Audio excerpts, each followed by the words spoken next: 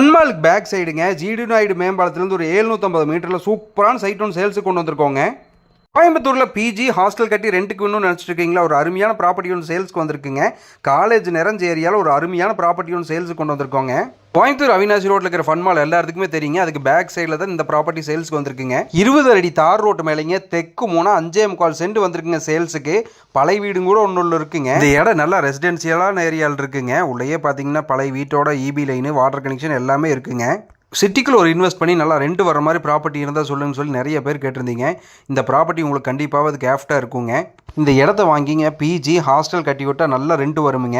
அவினாசி ரோட்லேருந்து கரெக்டாக ஒரு 3/4 கிலோமீட்டர் தூரத்துலையும் இந்த ப்ராப்பர்ட்டி அமைச்சிருக்குங்க. இந்த சைட்லேருந்து 500 மீட்டர் தூரத்தில் பார்த்தீங்கன்னா நிறைய காலேஜ் இருக்குங்க. ஐடி கம்பெனி நிறைய இருக்குங்க. அது இல்லாமல் நிறைய விதமான கம்பெனி இருக்குங்க. மெயினான ஏரியாவில் ரெசிடென்சியல் ஏரியாவில் இந்த சைட் சேல்ஸுக்கு வந்துருக்குங்க. இந்த சைட்டோட லொக்கேஷன் ப்ரைஸ் தெரியணும்னு சொன்னால் எம்ஜேரி எஸ்டேட்னு சொல்லி கமெண்ட் பண்ணுங்கள். பேஜில் நிறைய வீடியோ இருக்குங்க. ஷேர் பண்ணுங்கள், ஃபாலோ பண்ணுங்கள். நன்றி, வணக்கம்.